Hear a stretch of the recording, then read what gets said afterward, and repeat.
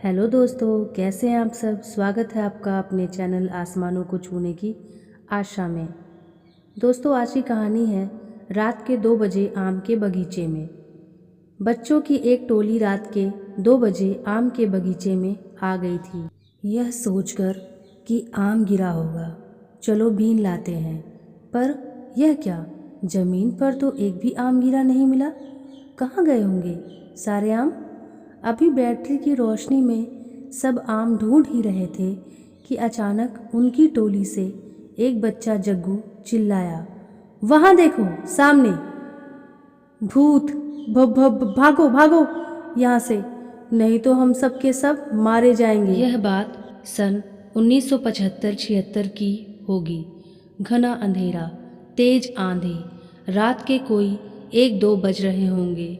जून की गर्मी, पसीना टप टप चूता बंद होने का नाम ही नहीं लेता। पर अचानक आया हवा का झोंका, शरीर को अंदर तक सुकून दे गया। गांव देहात में रहने वाले बच्चे एक झुंड बनाकर बाहर खुले आसमान के नीचे ही सोते थे। खूब मजे करते थे, अंताक्षरी खेलते थे, नाचते थे, गाते थे, सो जाते थे। वह भी क्या दिन थे, बहुत मज़ा आता था। स्कूल की छुट्टी हो चुकी थी। सारा दिन धमा चौकड़ी मचाते, इस गली उस गली घूमते रहते। अब आम के बागों से मीठी मीठी खुशबू आने लगी थी। आप सब ने भी तो आम खाया होगा। जब घर में आम लाया जाता है तो कितनी खुशबू आती है उसमें से, मीठी मीठी। मन करता है कितना आम खा जाएं।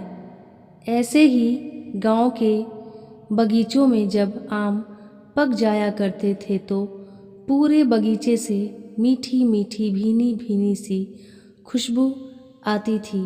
बच्चे बड़े सब बागों में निकल जाते थे, क्योंकि जब आम पक जाता था तो वह पेड़ से खुद ब खुद चू जाता था नीचे। सब आम खाकर खुश हो जाते।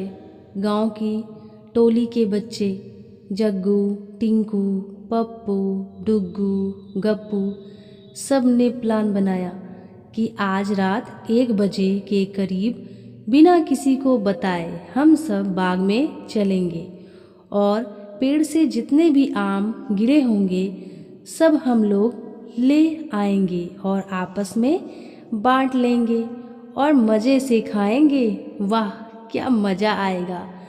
सब रात का खाना खाकर सो जाते हैं और रात में टिंकू की आंख करीब 1:30 बजे खुलती है।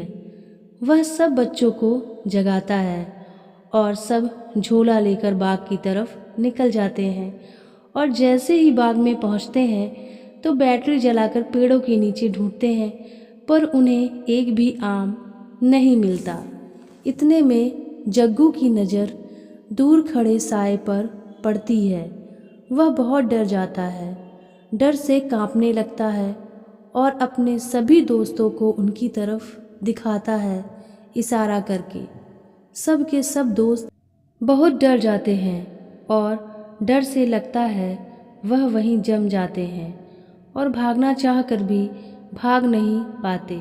सब आपस में एक दूसरे से चिपक कर खड़े हो जाते हैं। कोई कहता है मैं बीच में रहूँगा, तुम लोग साइड साइड खड़े हो जाओ, तो कोई कहता मैं रहूँगा। इतने में ही जो काला साया काफ़ी दूर दिख रहा था वह इन सब के ही ओर आता दिखाई दिया। अब इन सब का डर से बुरा हाल था, पर उनकी टोली से एक बच्चा डुग्गू ने हिम्मत दिखाई और कहा, थोड़ा हिम्मत से काम लो तुम सब। आज हम सब भी देखते हैं कि भूत कैसे होते हैं। और अब तो हम सब जब इस बगीचे में फंस ही गए तो अब डर का सामना करेंगे मिलकर। जो होगा देखा जाएगा। धीरे धीरे वह काले साए उनके काफ़ी करीब आ गए थे। अब जग्गू, टिंकू, पप्पू, गप्पू का बुरा हाल था। उन सब ने डर से अपनी आँखों को जोर से बंद कर लिया था। एक दूसरे का हाथ तेजी से पकड़ रखा था वह काले साए जैसे ही पास आए, उस साए ने बोला, पप्पू तुम यहाँ क्या कर रहे हो? और जैसे ही उसने पप्पू को छुआ, पप्पू जोर जोर से दहाड़े मारकर रोने लगा और उसके सारे दोस्त भी दहाड़े मारकर रोने लगे और गिड़गिड़ाने लगे, प्लीज़ भूत जी हमें छोड़ दो, हमें मत मारना, हम सब की कोई गलती नहीं है, हम सब ने तुम्हारा कुछ नहीं बिगाड़ा है, हमने तो बस यही सोचा था कि आंधी आने की वजह से आम गिरे होंगे और चलकर आम ले आते हैं, हमें नहीं पता था कि आप सभी इसी बाग में घूम रहे हैं, नहीं तो हम नहीं आते, हमें माफ़ कर दीजिए।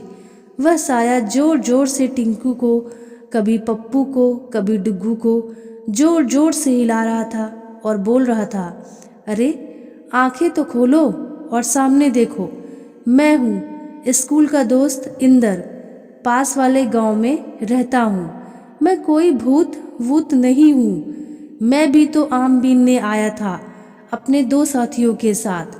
तब जाकर सबने अपनी आंखें खोली और सामने देखा तो सच में उनके स्कूल वाले दोस्त ही थे। अब जाकर सबकी जान में जान आया। तब इंदर और उसके दोस्तों ने भी बताया कि हम सब भी कितना डर गए थे तुम लोगों को देखकर, दूर से ही तुम लोग भी काले साए ही नजर आ रहे थे, लेकिन इंदर और उसके दोस्तों ने हिम्मत दिखाई और उन्होंने सोचा आज हम लोग भूत को पास से देख कर रहेंगे, वह कैसे होते हैं। अगर इंदर और उसके दोस्तों ने हिम्मत नहीं दिखाई होती, वह भी डरकर वहीं से भाग गए होते, तो हमेशा के लिए उन सब के मन में बैठ जाता कि हमने भूत देखा था। लेकिन पास आकर देखा तो सब दोस्त ही थे, इंसान ही थे। इसीलिए कहा जाता है डर ही भूत है। फिर सब एक साथ जोर से हंसने लगे। दोस्तों, अगर आपको हमारी कहानी पसंद आ रही हो, ऐसे ही सच्चे और पुराने किस्से सुनना चाहते हैं, तो कृपया हमारे चैनल को सब्सक्राइब करके हमें सपोर्ट करें। और हाँ, वीडियो को लाइक करना ना भूलें। कमेंट करके बताएं, क्या आपके साथ भी ऐसी कोई घटना हुई है? क्या आप भी आम के बगीचे में आम बीनने गए हैं और आपको भी भूत दिख गया हो? बताइएगा ज़रूर, मैं आपका इंतज़ार करूँगी।